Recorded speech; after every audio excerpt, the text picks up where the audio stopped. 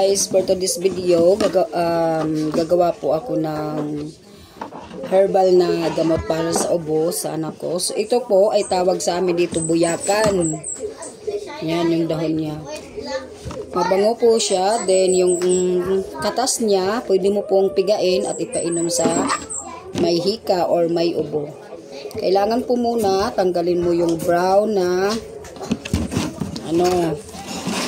tanggalin mo yung balat niya. Pwede rin naman hindi mo natanggalin, ganyan mo na lang lahat.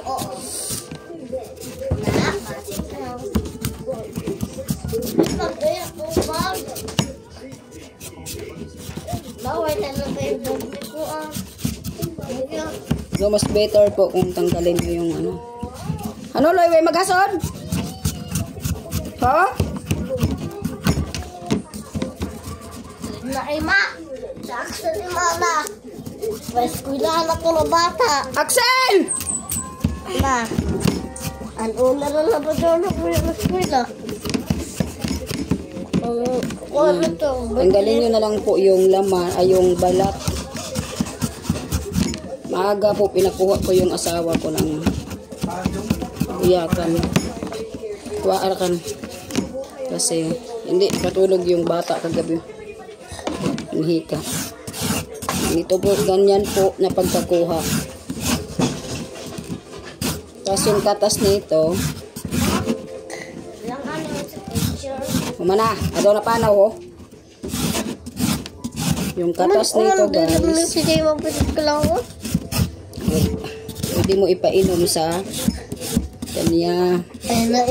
Mabisang gamot to, guys. May eskwela lagi si Sabian. At libre. 7 oras pa. Agto pa magani si Gino. Agduhan ka mo mga. Dura ko pagkaligo. Kunti lang yung nakuha natin, guys. Mabisat na sa ako na dyan hapon. Naghubak si Jaya, dyan katuyog kabe eh. Naglisod pa ginhawa. Ako mangkalit at ubo. Dati po ito yung ginagamot ni nanay sa amin dati pag may hika at kami ubo. Ito yung mabisang gamot na pinapainom sa amin ni mother. So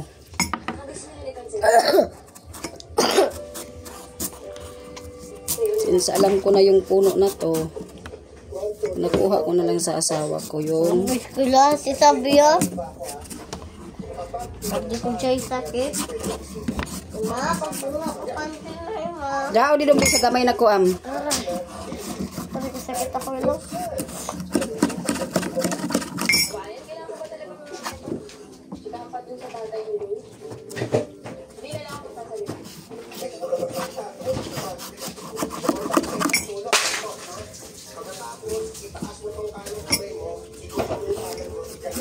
Yen?